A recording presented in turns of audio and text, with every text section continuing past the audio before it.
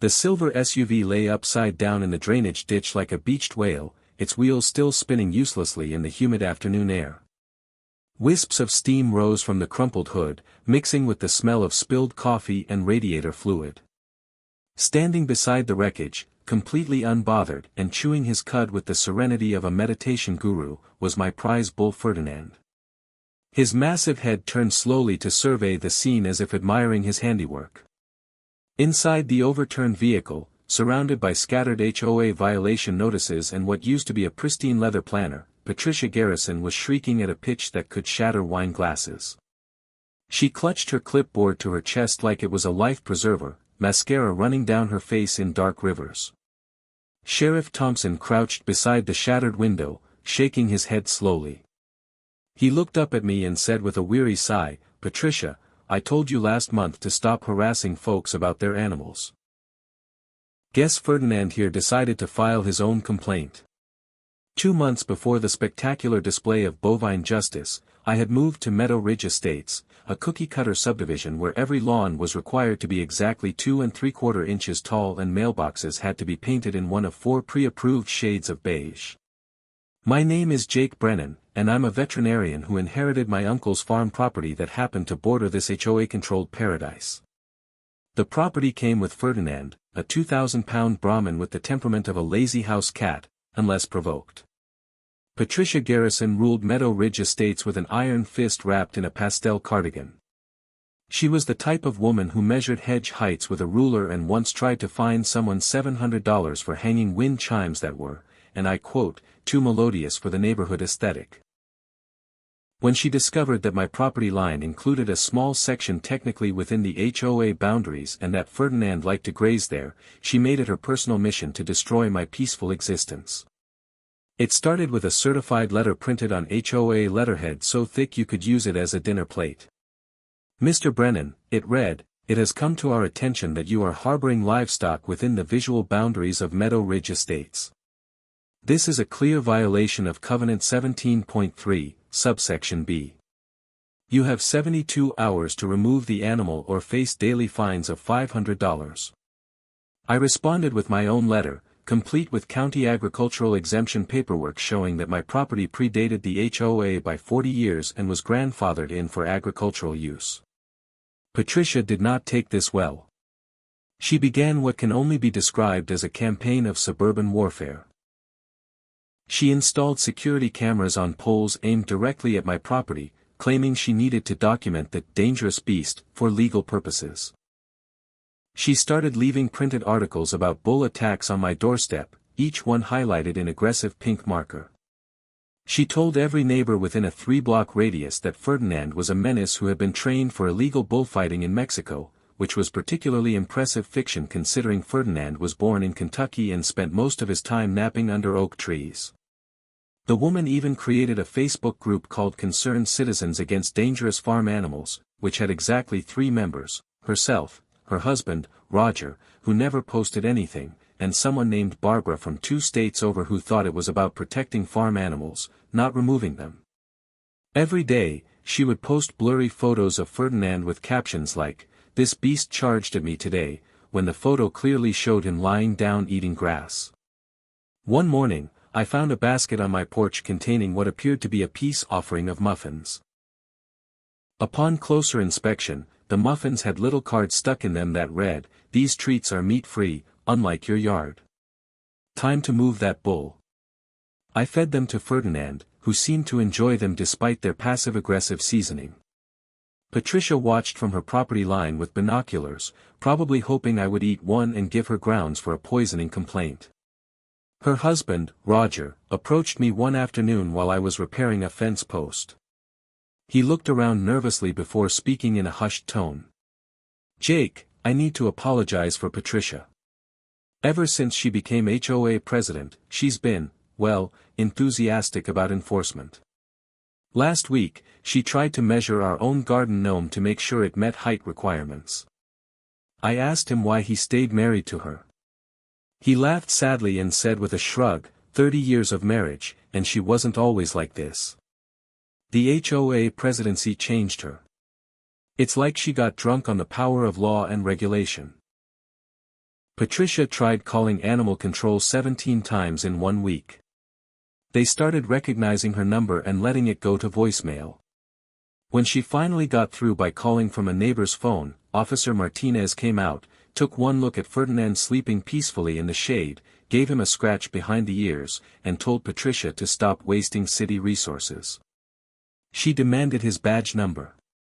He gave her a business card and told her to have a blessed day, which somehow made her angrier. The escalation continued when Patricia hired a lawyer, some strip mall attorney named Bradley Hutchkins, who specialized in petty disputes and had commercials on local cable at 3 o'clock in the morning.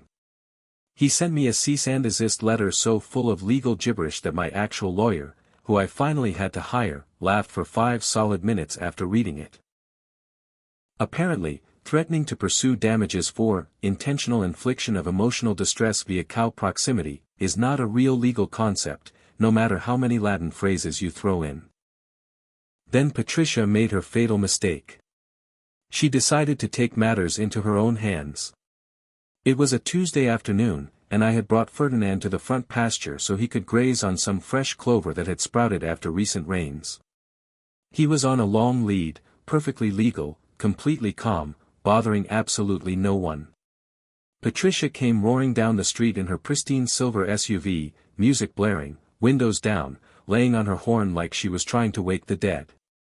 Ferdinand, who had been peacefully contemplating the universe, or whatever bulls think about, did not appreciate this assault on his eardrums. With a speed that belied his size, he swung his massive head around, caught the front bumper with one horn, and with a motion that would make an Olympic hammer thrower jealous, flipped that SUV like it was a pancake on Sunday morning. The vehicle went airborne for a brief, beautiful moment before landing upside down in the drainage ditch that ran along my property. The silence that followed was profound. Even the birds stopped chirping. Ferdinand snorted once, satisfied, and went back to eating clover. I stood there, coffee mug still raised halfway to my lips, trying to process what I had just witnessed. Then the shrieking started, and I knew Patricia was alive and probably already composing her lawsuit in her head. I called 911, though I took my time dialing. The emergency responders arrived within minutes, followed by what seemed like half the sheriff's department. Apparently, a bull vs. SUV incident was the most exciting thing to happen in our county since someone stole the mascot costume from the high school 3 years ago. Sheriff Thompson, who had dealt with Patricia's complaints about everything from illegally loud birthday parties to suspiciously looking garden vegetables, surveyed the scene with the expression of a man who had seen this coming. Ferdinand, meanwhile, had become something of a celebrity. People were stopping their cars to take selfies with him in the background. Someone started a hashtag on social media, #TeamFerdinand, which was trending locally within an hour. Videos of the flip, taken from 3 different doorbell cameras, were already getting thousands of views. The comments section was brutal toward Patricia, with people sharing their own HOA horror stories and praising Ferdinand as a hero of the oppressed. Patricia was extracted from her vehicle with minor bruises and a severely wounded ego. She immediately began screaming about lawsuits, animal cruelty, and demanding Ferdinand be put down. Sheriff Thompson calmly explained that she had been honking aggressively at an animal, which constituted harassment under County Ordinance 47-9. Furthermore, her reckless driving on a residential street posed a danger to others. He wrote her citations for reckless endangerment, disturbing the peace, and violating the county's Livestock Protection Act. Bradley Hutchkins, her bargain basement lawyer, arrived at the scene in a suit that looked like it came from a costume store. He immediately started taking photos and shouting about liability until Sheriff Thompson informed him that he was standing in a fire ant mound. The man's retreat was both hasty and undignified, much like his legal career. He later dropped Patricia as a client, citing irreconcilable differences and a sudden fear of large animals. The next HOA meeting was held 3 days later. It was standing room only, with more people attending than had ever shown up in the organization's 20-year history. The agenda had one item, a vote of no confidence in President Patricia Garrison. She sat at the front table, still wearing a neck brace that her doctor said she didn't need, but she insisted on for sympathy. The vote was called, 97 votes for her removal, 1 vote against. Even Roger raised his hand for removal, though he did apologize to her quietly afterward. As the results were announced, Patricia stood up, her face cycling through colors like a demented rainbow. She opened her mouth to speak, but no words came out. For the first time in her 5-year reign of terror, Patricia Garrison was speechless. Someone in the back started a slow clap, which spread through the room like wildfire.